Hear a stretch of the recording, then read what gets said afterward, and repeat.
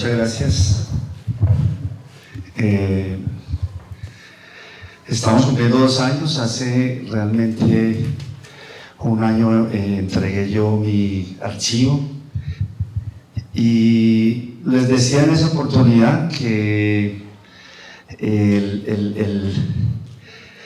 un poco la escuela mía como director de la Cinemateca había sido recogiendo ese archivo, y que la persona que realmente pues me había dado como esa dimensión especial de lo que es el cine, que es el cine mirado desde la preservación, desde la conservación, desde la restauración, me lo había dado realmente esa escuela, esa clase, me lo había dado Adriana González, realmente dándome a entender que todos esos papeles y esas cajas que teníamos en tiempos modernos y que habíamos arrastrado de un lugar a otro durante tantos años, ella realmente era la persona que me había enseñado un poco que todos esos documentos eran documentos importantes, que eran documentos del cine y documentos de la ciudad que había que preservar. Realmente estos 2 años para mí han sido una experiencia maravillosa, desde que de alguna manera pues Adriana nos da a entender esta dimensión del cine. Estos 2 años han sido para mí también la manera de volver, digámoslo, los ojos. Yo que empecé, digámoslo, a hacer cine desde el 79, la manera de volver a recorrer todos estos 40 años, porque realmente estoy cumpliendo 40 años de haber empezado a hacer cine en el 79, y que me ha permitido sobre todo estudiar y de alguna manera pues examinar detenidamente la obra de todos mis amigos, de todos los contemporáneos que empezaron conmigo y de las nuevas generaciones de directores antioqueños que de alguna manera, algunos de ellos muy jóvenes, muchachos que ahora que tienen 25, 30 años, que de alguna manera he encontrado en ellos la continuidad de nuestras preguntas, de nuestros intereses, de nuestras búsquedas. Ha sido estos 2 años una escuela extraordinaria de conversar con cada uno de estos amigos, de volver a mirar así rápidamente sus obras, no solamente en los días de los eventos, sino antes, investigar con ellos sus búsquedas, volver a ver estas películas que hemos construido en estos últimos 40 años de una manera consciente como realizadores, como autores, como directores, y para mí ha despertado un enorme interés en el valor de estas obras. Ustedes, yo sé que muchos de ustedes nos han acompañado durante estos 2 años. Hemos ido creando lentamente una comunidad de espectadores de esta Cinemateca de Medellín, y sé que tímidamente y se han ido acercando, pero ya creo que somos un grupo, digámoslo, que sigue continuamente todos estos eventos, por lo menos los que tienen que ver con el director, conmigo como director de la Cinemateca. Y sé que nos hemos enamorado de estos programas, de estos eventos y espacios que hemos creado. O sea, no solamente de la cita con los directores antioqueños, de los cuales les digo que hemos grabado todas estas conferencias, estas conversaciones en video y el sonido a veces, no al comienzo solamente en sonido, pero las hemos grabado con la intención de dejar un documento importante de esta primera indagación de lo que es la historia, digámoslo, del audiovisual antioqueño. Sé que algunos de ustedes también hemos tenido momentos muy interesantes en confrontación con algunos de los archivos de la ciudad, ¿cierto? Que Adriana González ha conocido, ha buscado, diagnosticado y que nos ha invitado, digámoslo, a que nos encontremos con ellos. Archivos a veces muy sencillos, de películas familiares, de películas de vida cotidiana, casuales, algunos de 3, de 4 horas, algunos de muchas más horas, pero a todos nos ha encantado volver a ver la ciudad a través de estas películas familiares. Que en el caso mío, pues tuve una familia donde también se hicieron algunas cosas de las cuales no queda sino 40 o 50 minutos, pero ha sido muy grato volver a ver, a entender, digámoslo, todos esos recuerdos familiares, el valor que tienen para la ciudad, para el investigador, para el historiador, realmente para saber pues qué somos, qué hemos vivido, qué hemos perdido, qué hemos vivido anteriormente. Y otros archivos, digamos, un poco más, ha sido muy interesante también enfrentarnos a archivos un poco más, digamos, más conscientes, más de producción profesional, empresarial, como por ejemplo todo el archivo de Muchachos a lo Bien, del programa documental que se hizo durante los años 90, del 94 al 99, más de 100 documentales. Con ese archivo lo hemos tomado un poco como estandarte y lo hemos llevado a las universidades, lo estamos llevando, y ha sido, digamos, un impacto enorme ver la ignorancia que tienen nuestros estudiantes de comunicación audiovisual sobre la historia del audiovisual de Medellín, pero no solo sobre la historia del audiovisual, sino sobre la historia de la ciudad.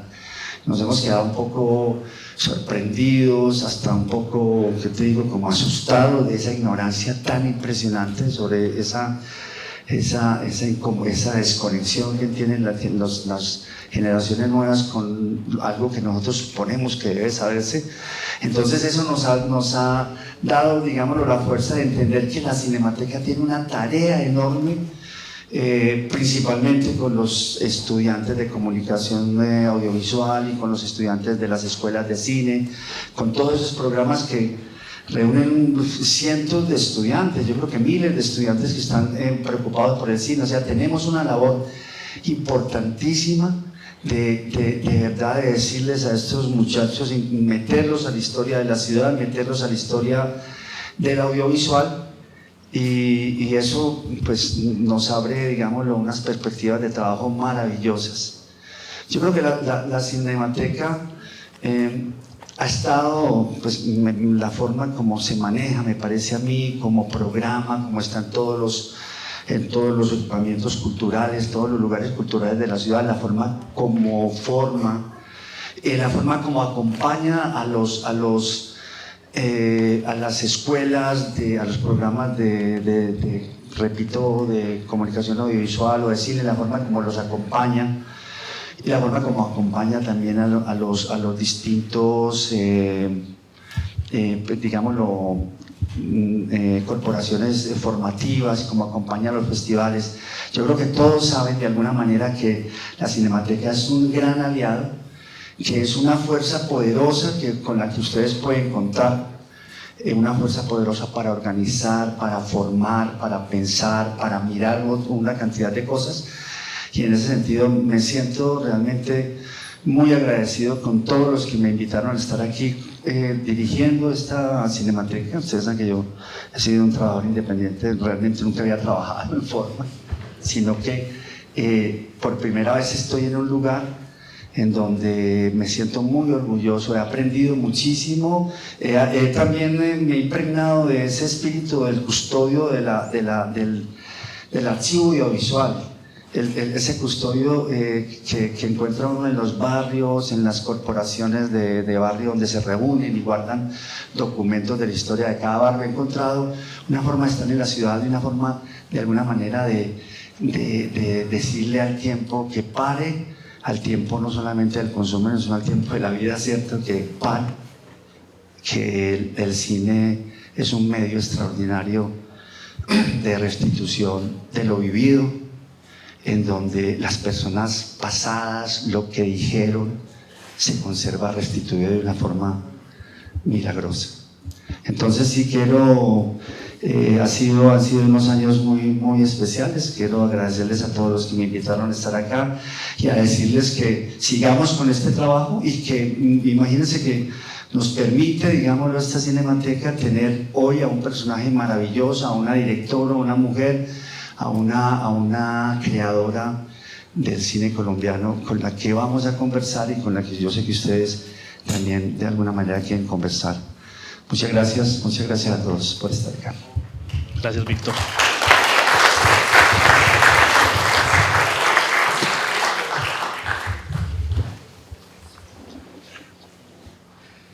La obra de Marta Rodríguez tiene una gran importancia para la historia de nuestro país. Sus documentales, que van más allá de la poesía visual y trascienden al compromiso social, han servido a investigadores y han mantenido viva la memoria de los pueblos colombianos. Marta nació en la ciudad de Bogotá en el año 1938. Estudió sociología, antropología y cine en España, Colombia y Francia.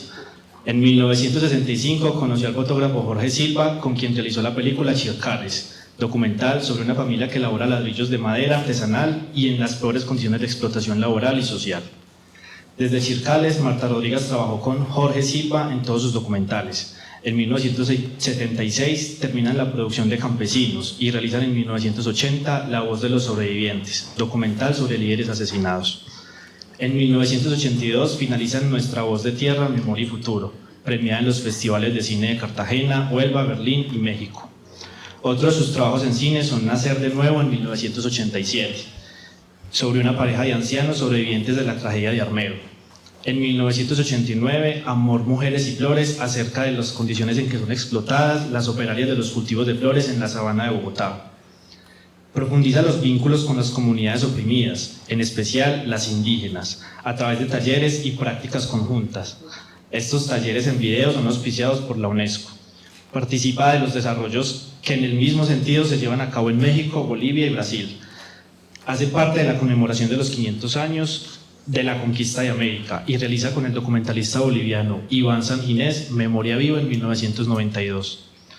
Con su hijo Lucas Silva realizó en 1998 Amapola de la flor maldita, en 1999 Los hijos del trueno, sobre la incidencia de los cultivos ilícitos en la cultura de los indígenas del Cauca, y en el 2002 La hoja sagrada, sobre el cultivo de la hoja de coca. Con Fernando Restrepo dirigió en el 2001 Nunca más, en el 2004 Una casa sola se vence y en el 2006 Soraya, amor no es olvido. Documentales acerca del drama vivido desde mediados de los años 90 por las comunidades afrocolombianas del Urabá chocuano y antioqueño, desplazadas violentamente de sus regiones por los actores armados que actúan en Colombia, guerrilla, paramilitares y ejército. Por dedicar toda su vida al cine, a darle voz a los que habían sido silenciados, hoy estamos acá reunidos para hacerle un sentido homenaje. Invitamos a Daniel Vázquez, líder de Alianzas y Lazo Social del Museo Casa de la Memoria, para dar unas palabras al público.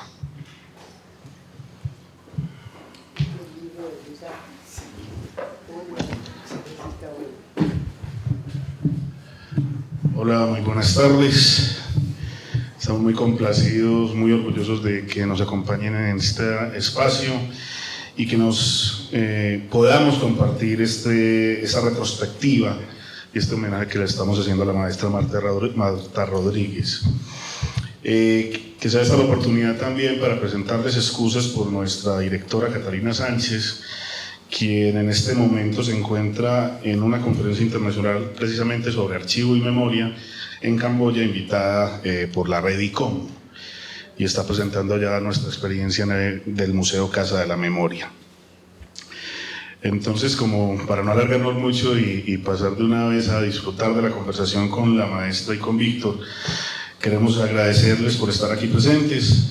En estos días, como saben, este ya es el tercer día, hemos disfrutado y aprendido mucho al ser anfitriones de este homenaje de una mujer pionera del cine documental en Colombia y América Latina. Y pues la idea es seguir exaltando y con esta conversación que vamos a tener, visibilizar su contribución a las comunidades y al reconocimiento de las regiones y los derechos de sus habitantes. Entonces, sin más, muchísimas gracias y demos paso a la conversación. Marta, no, a veces, mira, nos hemos visto tanto, hemos compartido en lugares y todo, pero de todas maneras, no sabes que mi intimidad es hablar ya a este nivel de tu obra y de lo que significas tú para el documental latinoamericano, colombiano, mundial, de lo que eres tú como persona, como una persona como alguien que nos ha dado también un camino porque sé que muchos de los que están acá te conocen mucho, conocen del documental también muchas cosas tuyas, de tu obra, han visto y quisieran también conversar. Y en ese sentido, si alguien en algún momento quiere profundizar o tocar un tema, no tenemos que respetar el ritual, pues, de que solamente hablen luego. Vamos a hablar de muchísimas cosas. Yo solamente quiero decirte que ahora que estamos como en una zozobra de país, ¿cierto? Hoy mismo acaba de ocurrir algo que nos pone a temblar, ¿cierto? Bastante. Que no sabemos cómo interpretar, o sí sabemos, pero sabemos que va a ser una enorme oportunidad para muchísima gente. Todos estos 50 años de obra tuya, de trabajo infatigable, ese ejemplo tuyo sobre todo de nunca estar conforme, digámoslo, con denunciar, porque yo creo que una parte muy importante desde que comienzan Chircales es denunciar, obviamente crear atmósferas, pensar, mostrar también un enorme amor por tus personajes, sí, ¿cierto? Una gran intuición también por entenderlos, por oírlos. Has viajado por todas partes a lugares que en un momento dado era peligroso ir, que ninguno de nosotros pensaba Creo que aquí tú me ayudaste en Santa Fe y Antioquia, sí, cuando me iba por abajo. Y la gente me decía, pero Marta, ¿cómo se le ocurre? Allá la van a matar. Y nosotros creo que nosotros nos quedamos en el festival y, sí. Y viendo la historia del cine, y tú nos diste la espalda y te fuiste en un momento dado, pues, y cumpliste el compromiso con nosotros y te fuiste a rodar uno de los documentales de lo que se llama la trilogía de Urabá. Sí, la trilogía de Urabá, sí, de la Operación Génesis. De la Operación Génesis. Sí. Y que fuiste, y de ahí surge, ¿cuál documental surge ahí? La trilogía, que son la trilogía. Nunca Más, de los afros que fueron sacados violentamente como bombardeos de los territorios, que los metieron en turbo a un coliseo 3 años, y de ahí sale El Retorno, Nunca Más, y la historia de 2 mujeres desplazadas, Soraya y Marta Palma. Esos dos documentales. Ajá. Sí. Sí, y realmente es increíble porque nosotros estábamos viendo cine, yo no recuerdo qué número era ese festival, no me acuerdo qué era, tal vez el tercero, y nosotros seguimos ahí, pues, sabiendo que eso que tú sabías nosotros lo queríamos ignorar. Todos sabíamos lo que estaba pasando, que estaba esa guerra, sí, fue una guerra paramilitar del ejército en Chocó. Fue una guerra realmente que desplazó mucha población afro y que pues los metieron en un coliseo deportivo 3 años, a cocinarse ahí hasta que lograron retornar. Muchos años antes, yo quisiera como devolvernos obviamente hasta el comienzo, cuando empezaste. Me parece tan maravilloso los personajes que conociste, que intervinieron, digámoslo, también en tu primer documental. Alguien como, por ejemplo, como el padre Camilo Torres, ¿cierto? Sí. Tan importante, digámoslo, en la decisión. Me llevó al cine, él tiene la responsabilidad de llevarme al cine porque él me llevó al barrio donde hice mi primer documental, Chircales, porque él era profesor de metodología en la Nacional y nos dijo a los estudiantes que fuéramos a crear un movimiento universitario de promoción comunal para ayudar a esa gente que llegaba desplazada a la acción comunal, para dar bases organizativas. Sí. Allá me fui y allá encontré mi primera película, Los Chircales. Pero digámoslo, entiendo que tú vas, digámoslo, como a ser parte de ese grupo de jóvenes, y vas como profesora. ¿Todavía no habías pensado en rodar? ¿No habías pensado? No, yo iba como maestra. Ibas como maestra. Y ¿cierto? Tenía una escuelita dominical con niños que cargaban ladrillos. Sí. Y cuando vi las condiciones de estos niños de pobreza, de maltrato, de no escolaridad, quise conocer de dónde venía, y me encontré con los niños cargando ladrillos en la espalda, como animalitos cargando hornos de ladrillo. Ahí es cuando decido, esto hay que mostrarlo, y me va a tocar estudiar cine. Y entonces te fuiste a finales de los años 50 a Francia, ¿no? Sí, 5 años, y aprendí allá con Jean Rouge, sí, el famoso maestro etnólogo, y regresé a hacer Chircales. Sí. Y ahí encuentro a Jorge Silva, mi marido, que ya había hecho un corto, Los días de papel, sobre la infancia de él, de miseria, de pobreza. Y fue el único que creyó en mi proyecto, nadie me creía en ese proyecto, porque en esa época hacer cine, uno era un casquivano, un no sé cuántos, y desacreditaba a la familia. Entonces, el único que creyó que yo no estaba loca, porque mi señora madre llamó a un abogado y le dijo, mi hija está loca, y le quito la herencia, y el abogado le dijo, doña Conchita, pues yo no la veo loca. O sea que hacer cine en aquellos años no era fácil, había un rechazo enorme, y bueno, Jorge Silva creyó y metimos 5 años y sacamos Chircales. Tú llegaste, pero cuéntanos un poco de esa vida tuya en París. Fuiste a un curso de Jean Rouch. ¿Qué aprendiste de Jean Rouch? ¿Cómo lo conociste? Mira, es que yo entiendo que él acababa de sacar, digamos, Crónica de un verano. Crónica de un verano, sí. Cierto. Yo entré porque había una escuela de antropología, que allá llaman etnología. Sí. Era para estudiantes de antropología, pero había un seminario con Rouch para antropólogos. Y claro, yo me metí ahí y aparece el maestro Rouch, que era el mejor maestro que he conocido, y él, había muchos brasileños, Néstor Almendro, el fotógrafo, sí, mexicanos, latinoamericanos, y él nos formó diciendo, ustedes van a América Latina, allá no hay nada, van a aprender todo, sonido e imagen, había profesores de sonido e imagen, y hagan un documental completo. Si van a sus países, ustedes se pueden defender solos. Por eso llegué y logré hacer Chircales. Ajá. Sí. Entiendo que leí aquí en el libro de Santiago Andrés una cosa maravillosa, y es que en Europa, en un festival en Italia, tú ves Raíces de Piedra. Sí, Raíces de Piedra, sí. De José María Arzuaga. La mismita. Que es filmada también allá en Los Chircales, sí, en Los ¿cierto? Chircales. Yo ignoraba que existiera porque... No lo conociste, no lo conocías, pues obviamente. Personalmente sí lo conocí. ¿Sí? Sí, pero antes, digámoslo, antes de ver la película. Él vivió en Colombia por esos años, 60 o algo así. Sí. Y su película tuvo premio allá en Sestro y Levante, un pueblo de Italia. Pero yo no tuve nada que ver con Chircales, con esa película. Realmente nada, porque él tiene una visión muy particular, y la visión de él, porque era un dramonón puesto en escena de un drama de un no sé quién que se vuelve medio loco y... Sí, que lo amarran por allá en un palo. Un delirio y unas vainas. Yo no hacía eso, yo soy antropólogo. Pues sí la hizo, pero no me influenció a mí en absoluto. Ya.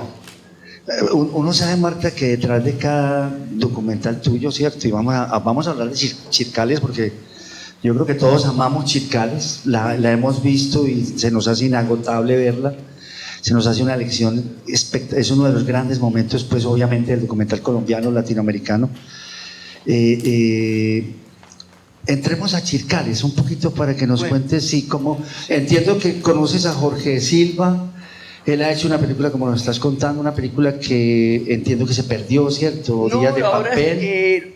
La restauramos y la logramos restaurar y existe. Y acaba Felipe, que trabaja conmigo, de tener una beca para ir a UNAM en México para restaurarla y aprender técnicas de restauración. ¿Y cómo era la película? ¿Te la mostró él? O sea, cuando ustedes se conocen realmente... Él me enseña esa película porque Jorge es una persona que viene de mucha pobreza. Él viene de Girardot, de una mujer que era empleada doméstica, no tuvo ningún padre en ninguna clase porque no tuvo padre. Entonces él fue albañil para ayudar a su mamá. Tenía un tercero de primaria, pero era un loco por el cine. Entonces hicimos un equipo en que él estaba muy metido en la realidad de la pobreza, de la marginalidad, y eso me ayudó mucho a mí a mirar esos Chircales con una mirada más consciente de la pobreza y de la realidad de estas gentes, ¿no? Sí. ¿Y cómo te pareció Jorge? O sea, cuando lo conociste, porque... Ayúdanos a conocer un poco a Jorge. Jorge era una persona que amaba el cine profundamente, realmente el cine era como su pasión, y era un excelente fotógrafo. Él estudiaba muchísimo, se documentaba y realmente fue autodidacta. Él se formó en el movimiento de cineclubes que hubo en Bogotá en aquellos años antes de las escuelas de cine. como no había escuelas de cine, había cineclubes que eran muy importantes, que formaron esta gente con el neorrealismo, con todo, porque era el único espacio donde se podía ver películas y aprender un poco, ¿no? Sí. El grupo de amigos, el entorno de cineastas del cual era. Porque después En veo que él aquellos trabaja después con Mayolo, ¿cierto? Sí, con Carlos. Montserrat. Pues mira, surge el grupo de cine político, Sí, que surge en los años que hicimos Chircales, Chircales empezó en el 66 y se acabó, metimos 5 años. sí. Y surge un grupo que ya era como el inicio de un cine político, que está Carlos Álvarez, que acaba de fallecer, falleció hace muy poquito, que hizo Asalto, el de Subdesarrollo, algo así, Sí, y el grupo de Cali. Y el grupo de Cali, Caliboy, que estaban Luis Ospina, Mayolo, Ramiro Arbeláez, sociólogo, y que hacen un cine entre ficción, documental, también un cine político de denuncia. sí. Son los dos grupos que surgen en ese momento. Sí. Bueno,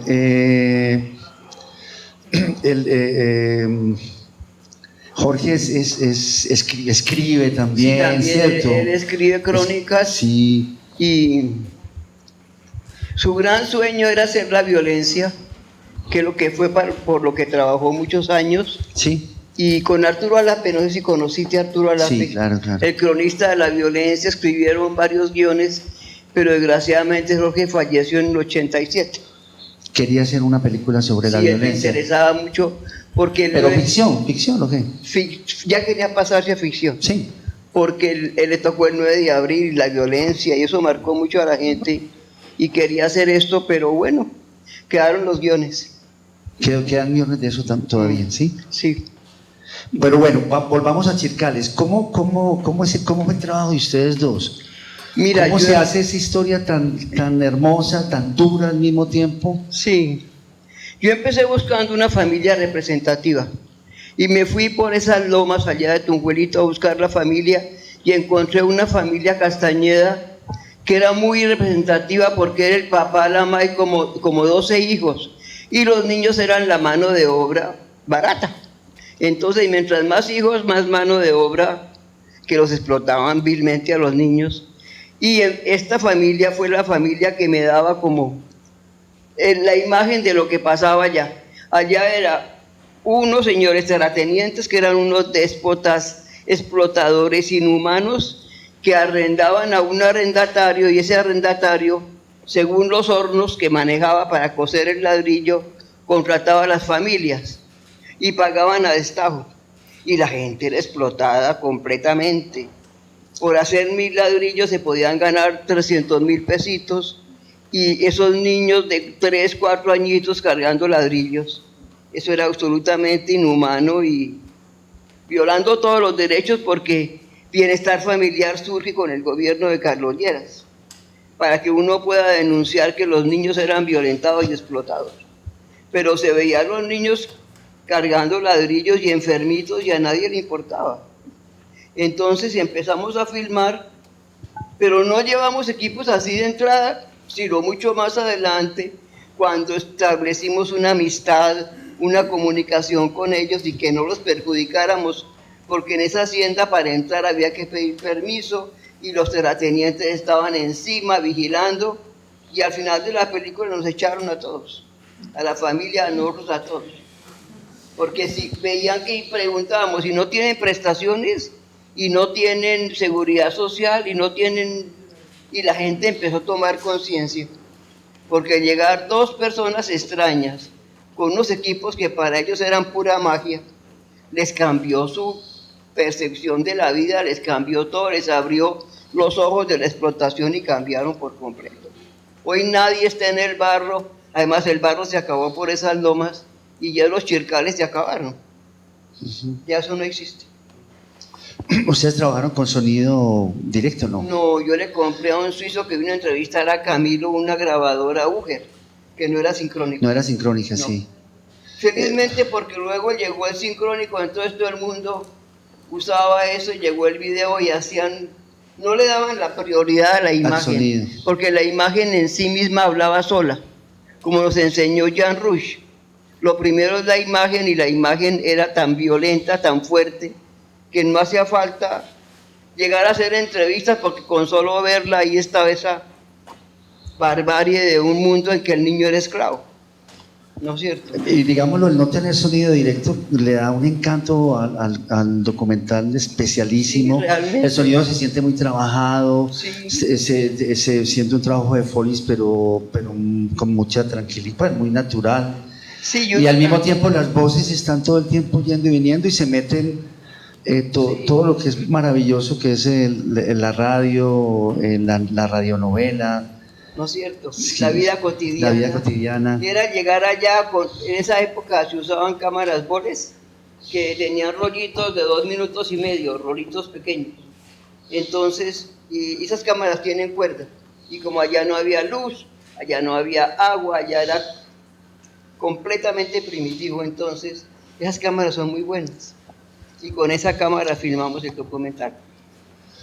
¿Cómo era la dinámica de la filmación, Marta? Porque ustedes a veces están, digámoslo, filmando el trabajo como tal, ¿cierto? Para que uno entienda las etapas, pero al mismo tiempo también lo tremendo que son ver estos niños cargando y estas mujeres, todo eso lo tremendo que es ver el trabajo, pero al mismo tiempo lo humano, pero la vida cotidiana cuando la grababan, ya propiamente... Pues viviendo allá diariamente uno veía los conflictos, porque el señor padre, don Alfredito, lo llamaban los guarapos, porque el viejito era muy guarapero y muy borracho, entonces llegaba que los quiero matar, que a machete, que a cuchillo, había mucha violencia entre la familia y realmente, porque vivían en un solo cuarto, vivían 15 personas, uno encima de otros, y la vida era muy, muy violenta, muy, muy difícil. Entonces el viejito se metía en un pozo de barro a las 5 de la mañana, con ese frío de Bogotá, sin botas, porque en unas botas pantaneras tenían, a moler ese barro hasta las 5 de la tarde, salía a tomar guarapo, a emborracharse. Y era una vida muy violenta, muy difícil, las mujeres les tocaba realmente un trabajo salvaje, ahí embarazadas cargando ladrillos en la espalda como animales. Realmente sí era escandalosamente violenta esa realidad. Mucho, muchísimo. Mucho. ¿Y cómo fue, digámoslo, uno cuando ve el documental, no sé si pues todos lo hemos sentido, hay unas secuencias extraordinarias, en general los encuadres, los rostros. ¿Cómo fue el encuentro de ustedes con ese material cuando empezaron a rodar y lo llevaban a mirarlo y a organizarlo? Porque era hermosísima la luz, era un contraste entre algo muy, muy duro, ¿cierto? Estos niños trabajando y toda esta pobreza, pero al mismo tiempo había como una aura de belleza extraña, de humanidad. ¿Cómo miraban ustedes eso? Pues empezamos a ver que, por ejemplo, ellos tenían como sueños de evadirse de esa realidad, y ocurre la primera comunión de Leonor, una de las hijas de la familia, y entonces se transforma, porque todos trabajan por un vestido blanco, un vestido lo más bello posible. Entonces ellos soñaban con eso, ese día en que no había barro ni ladrillo, sino una fiesta familiar para que su hermanita Leonor tuviera el mejor vestido. Y es muy lindo ver cómo toda la familia se une, trabajan, le compran su vestido, tiene una primera comunión preciosa. Y yo admiré mucho a un cineasta francés, Jean Vigo, que fue como un maestro del documental en Francia en los años 20, y tiene una secuencia en un documental que hizo por el río Sena, donde bajan barquitos, de un matrimonio en que hay una mujer con un traje blanco que baja por el Sena, y la primera comunión es como un homenaje a Jean Vigo, que yo lo admiraba mucho.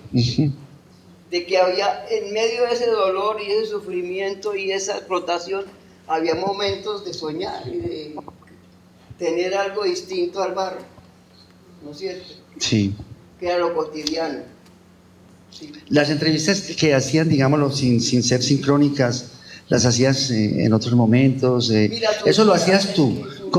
Eso lo hacías. Por ejemplo, la hermana mayor, mi mamá otra vez embarazada. Ay, tenemos 11 hermanos y otro hermano. Pero surgían, una vez que yo estaba con un micrófono, oiga, ¿y usted qué piensa? ¿Y usted? No, eso yo nunca lo vi. Surgían así porque vivíamos allá. Ya. Prácticamente vivíamos allá, entonces explotaban así momentos, como un día que llegué por la tarde y un obrero joven que le decían el Caritas se murió, porque allá les gustaba en las tardes irse a los hornos a tomar tinto, y esos hornos producen monóxido de carbono, y muchos murieron intoxicados. Entonces llegamos de improviso, bajan con el cajón con el muerto y nos tocan para el cementerio a filmar el entierro, y no esperábamos eso.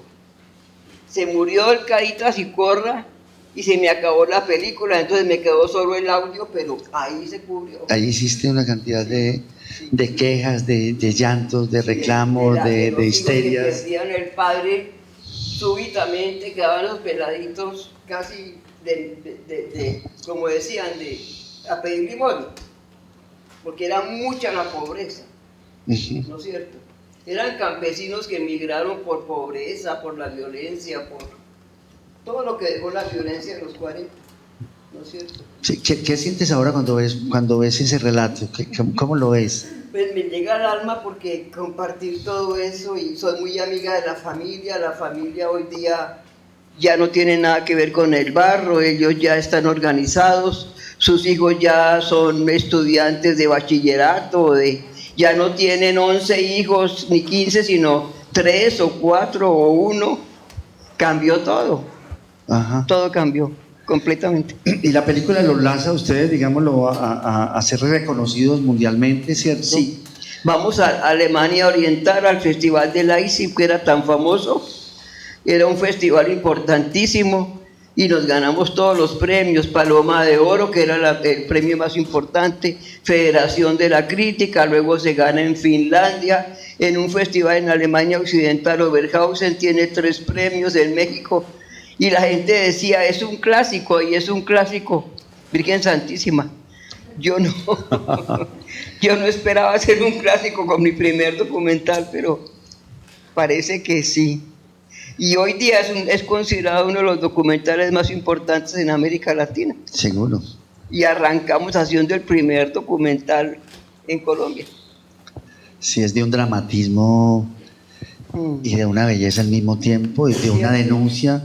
O sea, conserva todo lo que, digámoslo, por un lado también ese encuentro con esas voces que me dices tú que en un momento dado de pronto dicen una verdad delante de la grabadora, y a partir de ahí uno va encontrando en todos tus trabajos de pronto mujeres sobre todo que deciden dar una enorme queja, ¿cierto?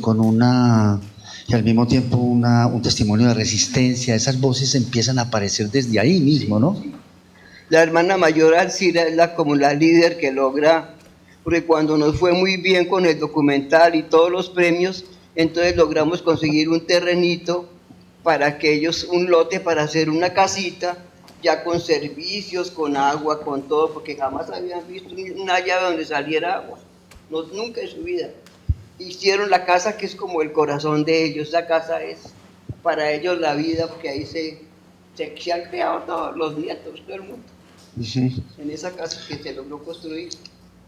Ahí empiezan, luego ¿qué documental sigue? Luego, digámoslo. Viene un sacerdote compañero de Camilo, Gustavo Pérez Ramírez, que creó la primera empresa de cine en Colombia, ICODES, y él viene a la Nacional a denunciar que en el Bichada están masacrando indígenas, en la región de San Rafael de Planas. Y entonces yo le digo, pues vamos a filmar. Y él dice, bueno, yo produzco el documental, y ya es una metodología distinta, son 15 días, porque era una región ocupada por el ejército, porque los guajivos, que es una comunidad nómada, habían creado una cooperativa agropecuaria, para que no nos robaran los colonos y todo, la cosecha de arroz y todo, y entonces inventaron que eran guerrillas y llegaron a matar, a torturar, porque tampoco había asuntos indígenas, y mandaban era al ejército. Esos indios están molestando y estos tipos eran unos asesinos. llegaron torturando, violando, desplazando.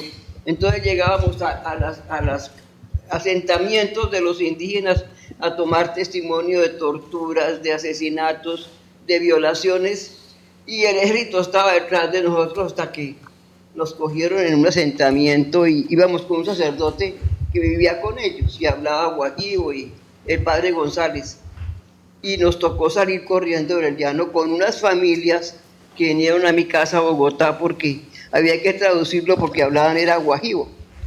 Tocó traducir todas las entrevistas y todo lo que hicimos, ¿no es cierto?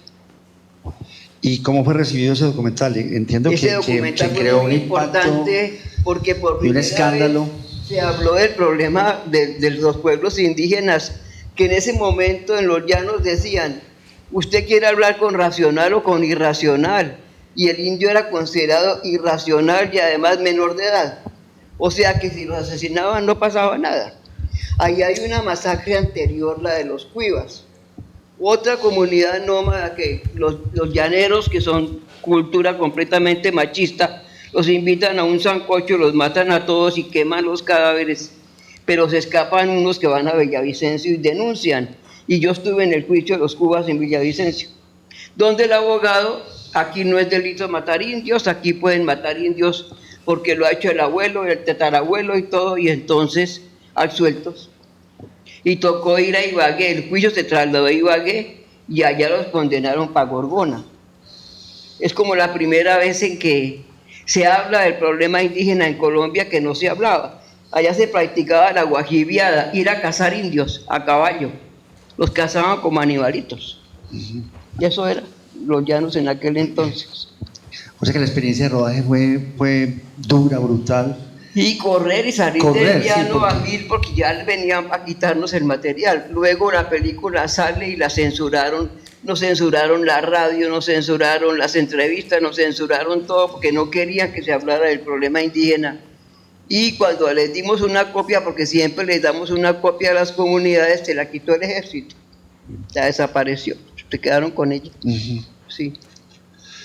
Ustedes después, yo quisiera como acercarnos, digámoslo, a esa obra maestra extraordinaria que es Nuestra Voz de Tierra, Memoria y Futuro, ¿cierto? O sea, hacen antes campesinos, pero se van acercando como a ese concepto documental en donde entra también como lo mítico y que se mezclan.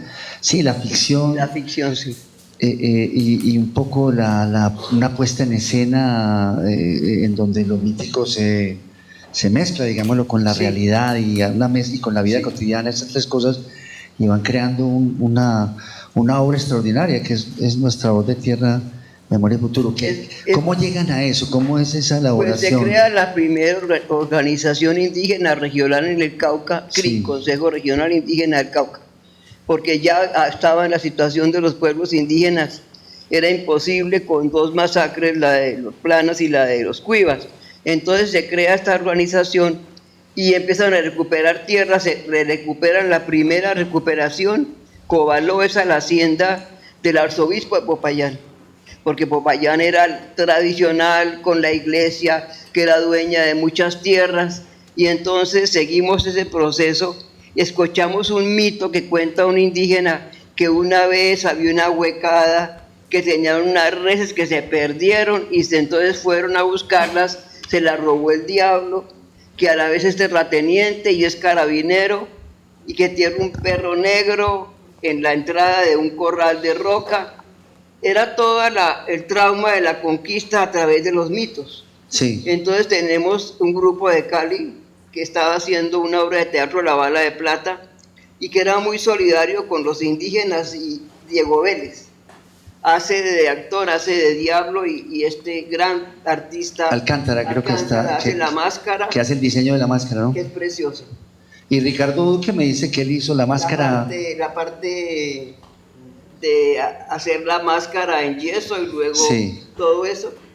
Y filmamos el mito de la huecada con el grupo de Cali, que vienen a la hacienda, allá a la hacienda donde estábamos filmando, y allá se filmó todo este mito. Pero, ¿cómo es digámoslo, la concepción del proyecto como tal? el CRIC los llama, cómo se reúnen con Mira, ellos, llegamos cómo allá. empiezan a hacer, digámoslo, ya las filmaciones de recuperaciones de las haciendas. Pues mira, a ver, te digo, primero, como es una organización con un nivel político que tiene una tradición de lucha de Manuel Quintín Lame, de la Gaitana, ellos querían saber quiénes éramos nosotros. Vieron Chircales, nos aceptaron que testimoniáramos sus luchas, entonces empezamos a filmar.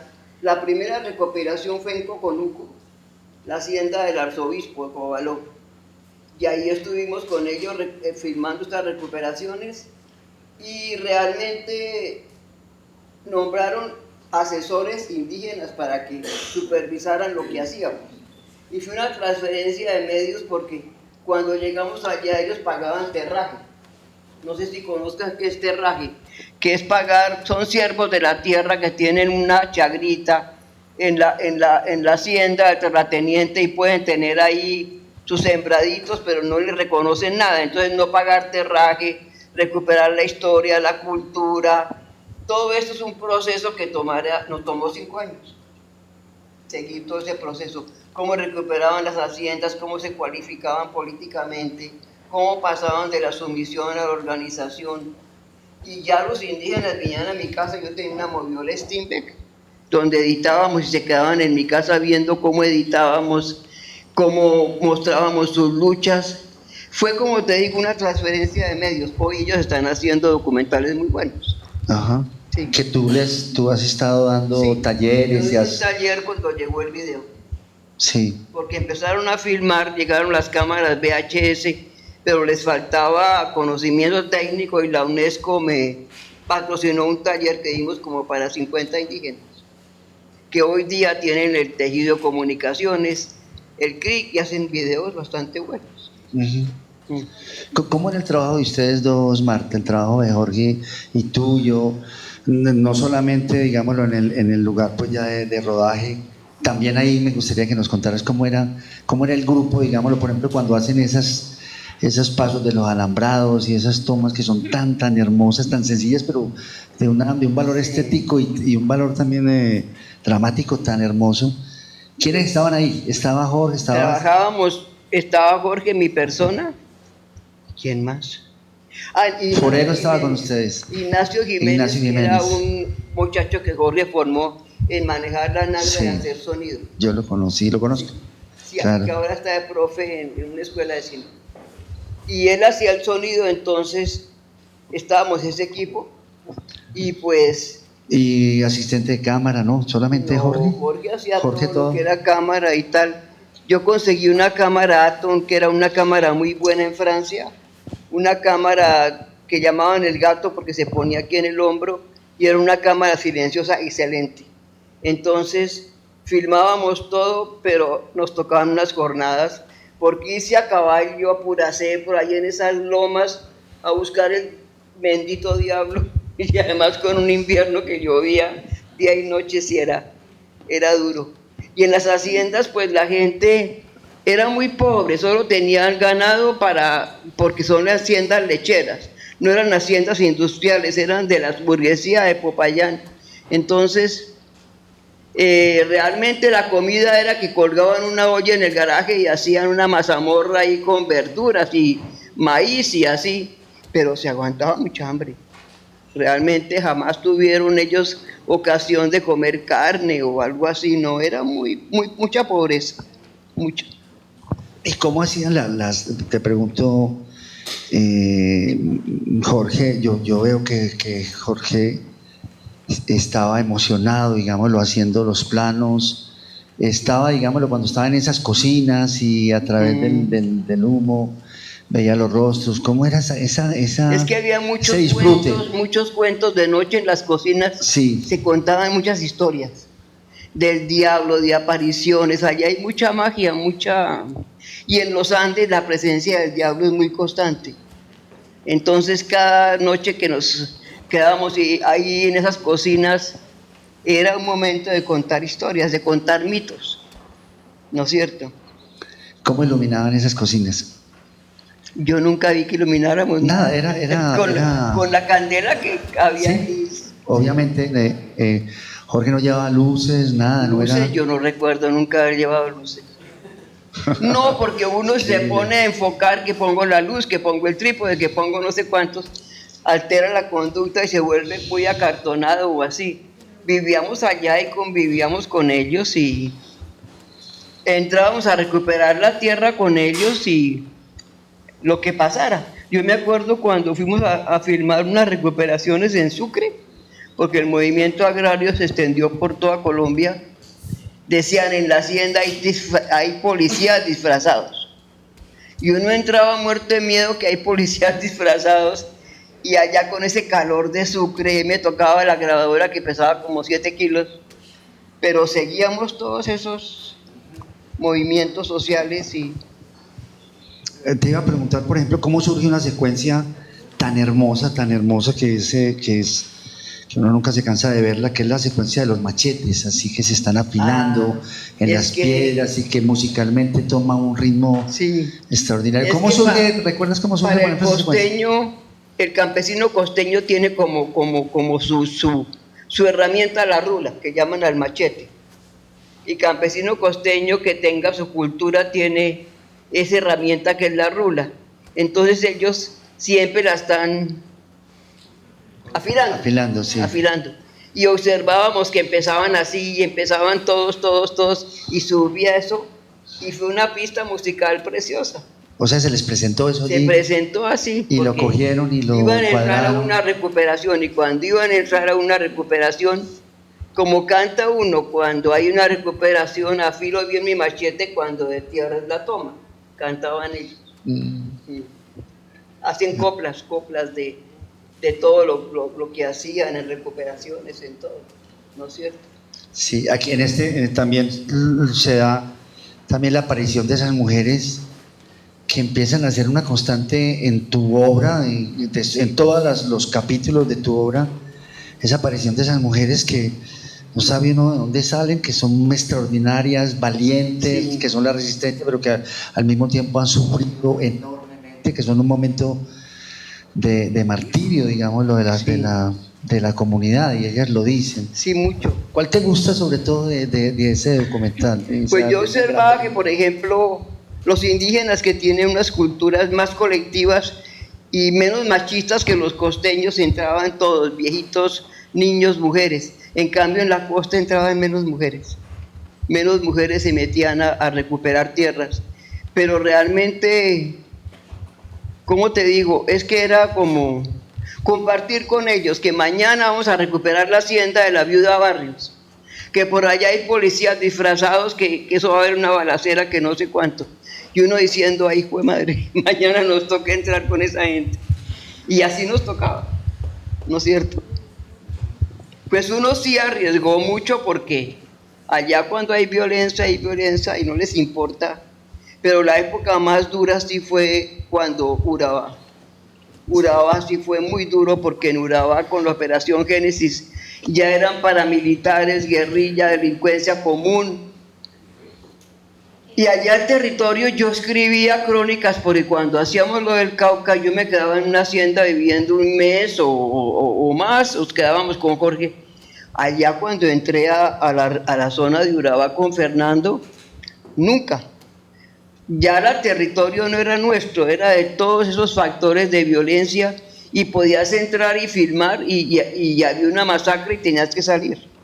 Te tocaba salir, como fuera, porque había masacres constantemente. Entonces yo empecé a observar que las mujeres que estaban en el Coliseo cantaban la guerra, eran cronistas de la guerra, cantaban todo, cómo bajaban por el río Atrato, con solitas, llorando y sin zapatos. Yo empecé a encontrar esos cantos que eran muy bellos y contaban todo el conflicto, y eso nos sirvió para editar las películas.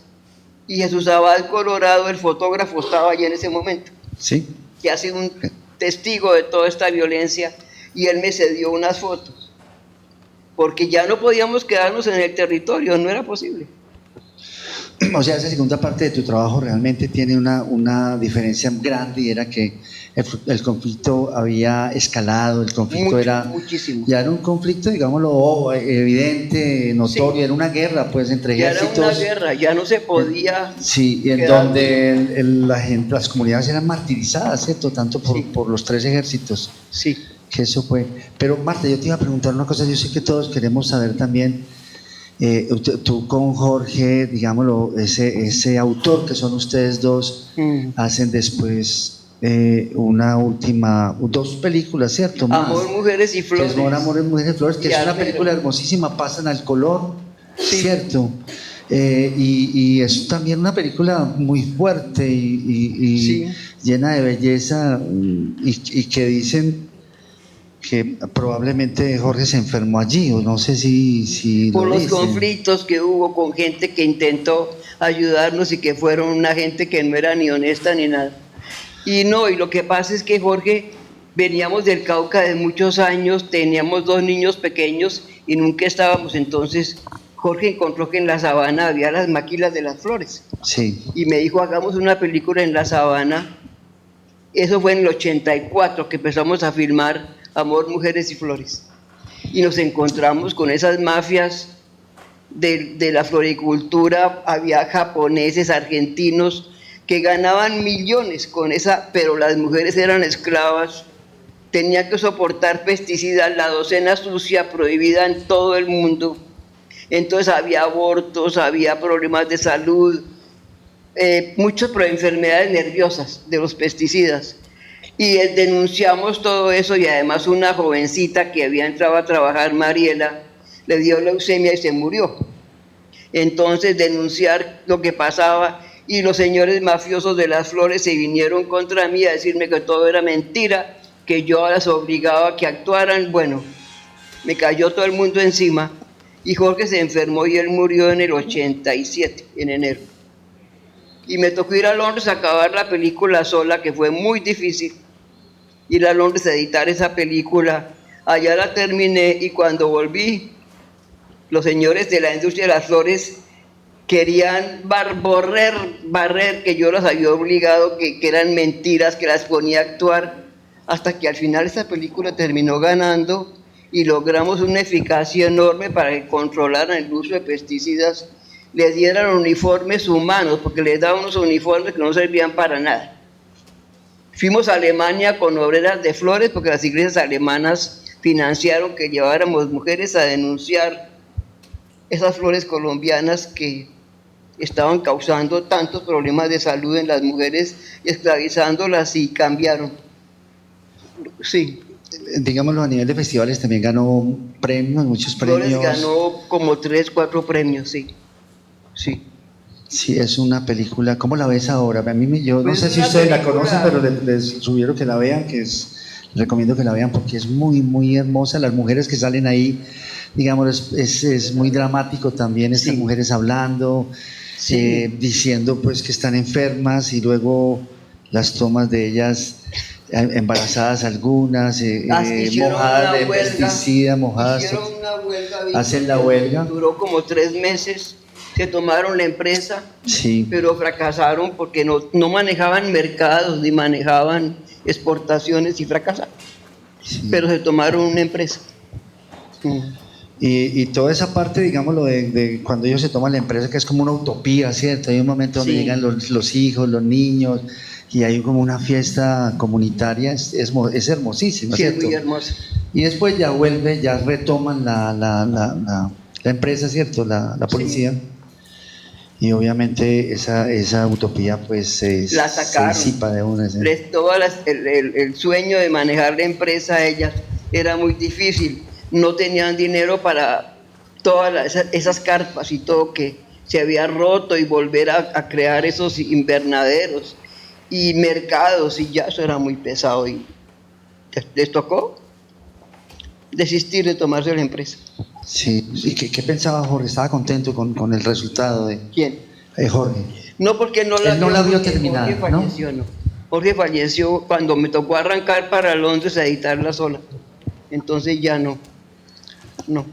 Pues, y te puedo preguntar entonces cómo fue todo ese momento en donde ya no estaba Jorge contigo. Pues hermano, me tocó a imaginas? mí hacerle frente a mis 2 hijos que estaban adolescentes, pues fue un golpe durísimo. Y luego seguir con la fundación y en ese momento aparece la tragedia de Armero. Sí. Aparece, y hay un personaje en Armero que es una viejita campesina, María Eugenia Vargas, una viejita mágica, que viene a ayudarnos mucho porque es una mujer que frente a la adversidad siempre tiene como una manera de salir, de luchar. Nacer de nuevo, se llama. Nacer de nuevo, sí. Se llama ese documental. Sí. Pero cierto que Jorge trabajó ahí también. Empezó, hizo algunas... Estuvo filmando las primeras secuencias. Y luego trabajé con Juan José Bejarano, que su merced lo conoce. Sí, claro. Juan José me hizo la cámara y hicimos Nacer de nuevo. Y después de esa es la última película porque se acabó el cine, cerraron laboratorios y llegó el video. Sí, bueno que la película comienza con una frase, cierto, diciendo que seguiremos haciendo cine, Jorge, ¿cierto? Sí. Mientras no haya uno explotado en Colombia. Mientras haya uno explotado en Colombia. Si ahí se acaba el cine y llegó el video, entonces es una época en que hay una transición y yo veía que los indígenas estaban manejando ya cámaras de video, pero que no conocían la técnica y no podían editar. Entonces la UNESCO en París sacó un programa que era transferencia de medios a comunidades indígenas y me voy a Popayán, regreso a hacer un taller con los indígenas, con 50 indígenas y me encuentro que todo el mundo estaba cultivando amapola. Había llegado el narcotráfico a las comunidades indígenas, venían los narcos del valle a llevarles semillas y todo el mundo cultivaba amapola. Hay 3 documentales sobre amapola. Lo que llama la trilogía de la amapola. Sí, de la amapola. Cierto que... Porque la amapola trajo violencia, trajo dinero fácil, trajo vicio, trajo lo peor que les puede ocurrir a una comunidad es violencia con la mujer. Eso era terrible. ¿Y cómo fue la reacción tuya después de haber trabajado con ellos en la recuperación de tierras y demás, y ver todos esos ideales y ver todos esos líderes, ¿cierto? Con unos valores tan transparentes y todo, y encontrar después a los años que el narcotráfico ha revuelto? No, hacíamos las películas y los mostrábamos borrachos y todo para que ellos se vieran. Sí. Sí, yo no tenía problema en que mostrarles cómo la amapola les traía violencia, suicidios, muchos suicidios. Porque estoy aburrido y se metían un furadán, que es un pesticida, y con eso se les paralizan los centros respiratorios y muchos jóvenes se suicidaron. Porque los fumigaron y se le acabó su plática de la amapola. Fue una época muy dura en el Cauca. ¿Tú trabajaste esos documentales con distintos camarógrafos, digámoslo, fotógrafos? Formé indígenas que me acompañaron y me ayudaron. Sí. Y las amapolas, Lucas, mi hijo, me ayudó en algunas de ellas. Y después llega Fernando Restrepo a la fundación, un joven que venía a aprender conmigo y con el que trabajo hasta el presente. Muchos años llevas, muchos documentales llevas con él, ¿cierto? Pues con él llevo 20 años. Hicimos lo de Urabá, la trilogía de Urabá, y luego hicimos... Historia de un genocidio, todo. Y ya, eso fue un momento en que empezaron a asesinar líderes, porque eso no es de ahora, sino de toda la vida. Y mataron a un indígena Cancuamo, que vino a Bogotá a denunciar que los estaban asesinando, y él dijo una frase: si hablo me matan, voy a hablar para que me maten. Y a los 15 días lo matan en Urabá. Y yo dije, pues voy a sacar mis archivos, y hice Testigos de un genocidio, Memorias de Resistencia, con todos los indígenas que habíamos filmado desde que empecé a hacer cine hasta ese momento, de todos los líderes que habían asesinado. Entonces lo trabajé con Fernando, lo editamos, y ahora que se creó la Comisión de la Verdad, ahora que se quiere recuperar la historia de todas estas luchas y de los mártires que ha habido, que han asesinado, me han llamado para que les colabore, porque tengo la memoria de muchos líderes que asesinaron. Marta, yo te pregunto, o sea, esa etapa larguísima de tu obra, después de la muerte de Jorge, que la haces en video, ¿cierto? Sí, ya es video. En video, en donde la haces con distintas personas, donde Fernando es el que más ha estado contigo. ¿Qué reflexión te produce ese cambio, digámoslo, con esa primera etapa que es la de cine, blanco y negro fundamentalmente, pero toda esta cantidad de documentales que has hecho y que son fundamentales como denuncia y como pues constancia de una persecución, de un etnocidio, y como también la forma de encontrar esas mujeres y esas personas que de pronto ante cámara te dicen unas cosas que uno lamentaría que no existieran? ¿Qué piensas tú de esa? En esa segunda etapa, ¿tú ves varias etapas o puedes decirte que, o sea, cómo es antropóloga, socióloga, investigadora que estudió en Francia? ¿Qué pensó? O sea, como la historia sí, de un conflicto que nunca termina, que nunca ha terminado, porque yo también hice un documental y Juan José Bejarano me acompañó en Casa Verde con la guerrilla. Yo trabajé con Marulanda Vélez. ¿En qué año? ¿En qué año? Cuando muere Jorge. 87. Sí. Y recuerdo una frase que me... En el gobierno de Barco, cuando empezaron las conversaciones de paz. Belisario.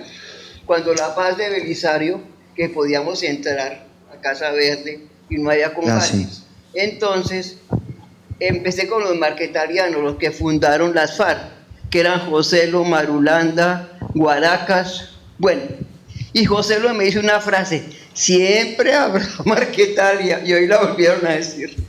Uy, no te creo. Hoy cuando la escuché dije, es que Marquetalia... ¿Te dijo eso, que siempre va a Marquetalia, como que dice? Joselo me ¿queriendo dijo, decir qué? siempre habrá Marquetalia. Que no iba a haber paz. Es que para ellos Marquetalia es el símbolo de su lucha. Y el viejo Marulanda nunca quiso que entregaran las armas. Eso lo dijo Iván Ríos. ¿Por qué no le hicimos caso a Marulanda, que nos dijo que nunca entregáramos las armas? Viendo que no cumplieron los pactos de paz que se hicieron con Santos. Porque si se ha metido a sabotear ese proceso, ha sido el eterno que todos conocemos. Sí. Sí, porque si ha pasado eso, no ha sido un fracaso de quienes creían en la paz, creemos en la paz, sino de quienes no creen en la paz. Es que no creen en la paz y mira el resultado. Han producido esa vuelta a la guerra, pero... Y ese documental de Casa Verde, ¿tú lo tienes? Ese documental... No, porque resulta que ese documental se iba a mandar a Cuba, porque se iba a editar en Cuba, y entonces llegó la época difícil en Cuba y se quedó ahí 10 años. Y nuestro premio Nobel García Márquez se lo dio a un francés para que lo revelara y se lo robó. Porque nunca me preguntaban a mí, que yo me metí en ese lío, si era la autora o no. Tú algún día me contaste que utilizan el material en algunas, que lo has visto utilizado, y ¿no? hasta ahora no les ha dado la gana de devolverme. Así es la gente. Sí. Unos ladrones descarados. Es un francés que robó medio país aquí, robó a todo el mundo, un tipo sin ninguna moral y... ¿Por qué no nos cuentas? Vamos a terminar, pues esta segunda etapa tiene muchísimos trabajos, los has mencionado, son en video, las circunstancias de rodaje son muy distintas, son estar escondiéndose de las balas, estar... no se podía quedar uno porque lo sacaban. Pero recogiendo, conclúyenos un poco, Marta, para que empecemos a conversar aquí con el público. ¿Por qué esa insistencia en esos trabajos? ¿Qué has recogido de esos trabajos? Por ejemplo, el último, que es Sinfónica, ¿cierto? La Sinfónica de los Andes. De los Andes, que es un trabajo donde recoges también unos testimonios de unas mujeres, unas cosas hermosísimas, tristísimas. Pues es la muerte de los niños, porque el Sexto Frente de las FARC usaba talleres hechizos para producir armas antipersonales, lo que eran minas, tatucos, y las sembraba cerca de las escuelas. Entonces yo empecé a observar que morían muchos niños. Hay la historia de una niña que viene de la escuela y está jugando a las escondidas, brinca y cae en una mina que la destroza, y el padre tiene que recoger los pedacitos de la niña que le queda. Entonces son historias de un duelo tan doloroso, tan terrible, de esta guerra que en el Cauca ha dejado tantas víctimas, y la filmamos en el norte del Cauca, pero entramos cuando se había firmado la paz. Ya había como un momento de sosiego, como que no había tanta violencia, no había tanto retén de la guerrilla. Entonces estuvimos 2 meses y logramos sacar la película, la última, porque se crea una orquesta de jóvenes indígenas con instrumentos andinos que le cantan a los muchachitos que estaban muriendo. Y el profesor de música quiere sacarlos de la guerra por medio de la música.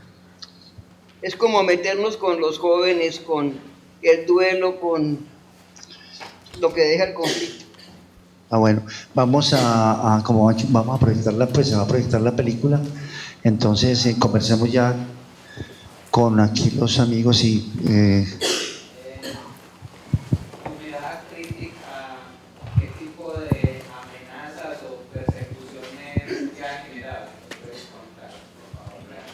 pues que allanaran mi casa 2 veces, que con Chircales me hicieron un atentado a bala, que me metieron a la cárcel, pero por otra cosa, sino por los hippies, porque yo defendiendo a unos hippies me vinieron a pegar a los policías, y me en la cárcel distrital 1 semana, pero por defender a unos mechudos.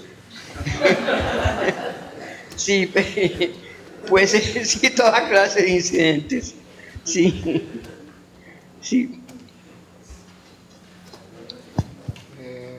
Marta, buenas noches, muchas gracias. Quería preguntarte si habías trabajado el tema de la minería ilegal, donde se transversalizan todos esos conflictos que has hablado, de tierras, el conflicto de tierras, elementos químicos, todo confluye en la problemática de la minería del oro. ¿La has trabajado? No, yo no alcancé a meterme. Hay un indígena en el tejido de comunicaciones que ha hecho un documental sobre la minería ilegal muy interesante. Harold se fue. Harold sí se ha metido a mostrar eso de la minería ilegal.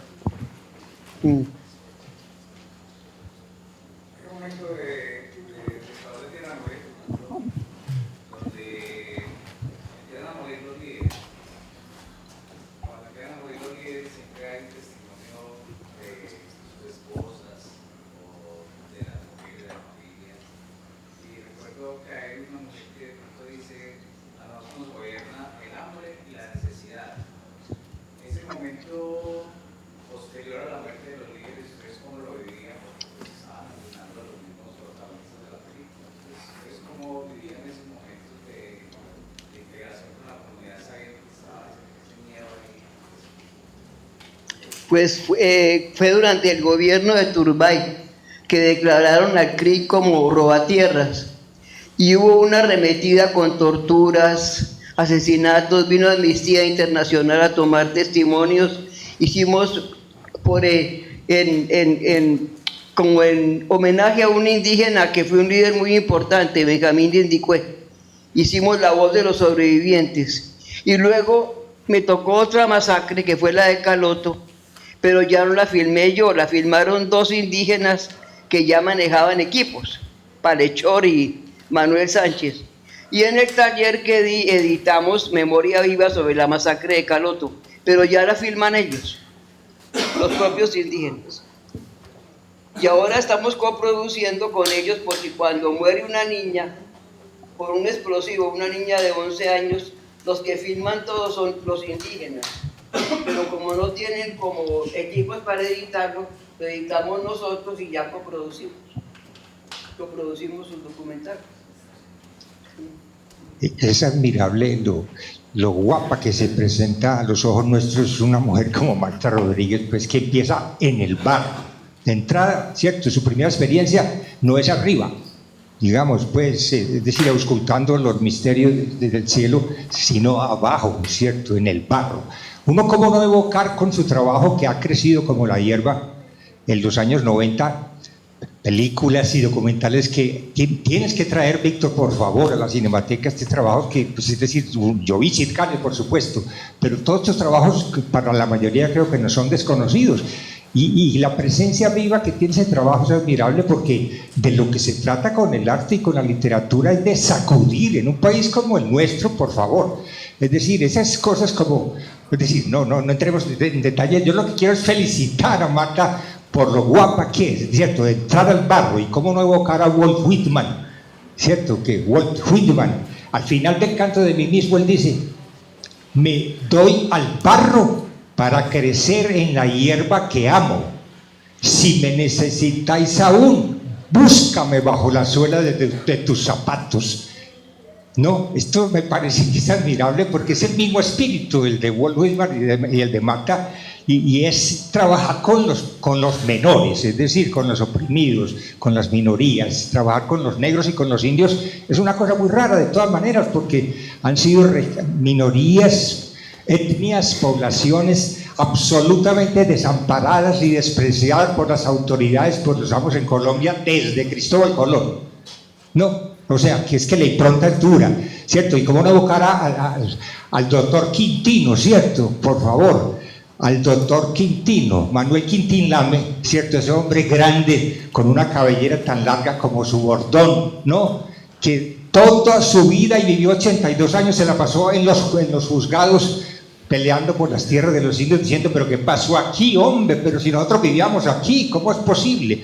Vivimos en el Borbollón, aquí en el Cauca, hace no sé cuántos años de todos mis padres, y llega un señor blanco con unos papeles y quiere que le pagamos terrazgo, pues que le paguemos, que eso es de él, ¿no? Y uno dice, es el mismo requerimiento que los conquistadores trajeron aquí. Esta cosa del abogado Palacio Rubio, ¿cierto?, que trajeron de España, que les hacían leer a los indios antes de tomarse una comarca, que decía: señores, esto donde ustedes están, esto se lo dio Jesucristo al Papa, y el Papa al Rey de España, y el Rey de España nos mandó a venir lo que es de nosotros, y nosotros aquí llegamos a lo que vinimos, esto es de nosotros, ¿cierto? Y si os resistís y no te desplazáis, haremos todo el mal posible con la ayuda de Dios, etcétera, etcétera, etcétera. Eso se llamó el requerimiento, y uno dice, se está repitiendo todos los días, ¿cierto? Es decir, no, es que, ¿cómo? Es que esto no es suyo, hombre, por favor, aquí llegó el papel blanco con la notaría. Todo el tiempo, esta manera, digamos, pues tan impresionantemente en Colombia hace que el arte, la literatura, por favor, la música, tiene que sacudirnos a todos, pues, y abrirnos los ojos para percibir sin horror y con la especie, pues, de amor del corazón de Marta, ¿cierto? De entrar a juntarse con esa gente y a no temer ensuciarse las manos con el barro. Muchas gracias, Marta. Y Víctor, por favor, tráenos estas cosas de Marta, por favor. Bueno, su merced, muchas gracias a todos. No, entre otras cosas, solamente para decir que tú tienes muchas de las películas acá, las estás ofreciendo, ¿cierto? En DVD. Pueden comprarlas. Ahorita vi por lo menos 8 o 10 documentales que están ahí, muchos de los cuales son los que tú dices que no conocemos de la segunda etapa de Marta Rodríguez, que es una etapa, pues, que hay que conocerla. O sea, Marta, digámoslo, te han mandado muchas saludes directoras antioqueñas que no pudieron venir, Laura Mora, Catalina Arroyave, que están, y el amor y la admiración y lo que tú has sido para estas mujeres directoras es impresionante, para todos los documentalistas y para todos nosotros. Yo creo que, pues, digo yo que nos comprometemos a estudiar tu obra como una forma del amor que queremos manifestarte. He pasado 3 días que han sido muy gratificantes compartir con ustedes, que vean las películas. Ahora vamos a pasar nuestra voz de tierra y bueno, les agradezco mucho. Que fue restaurada, ¿no?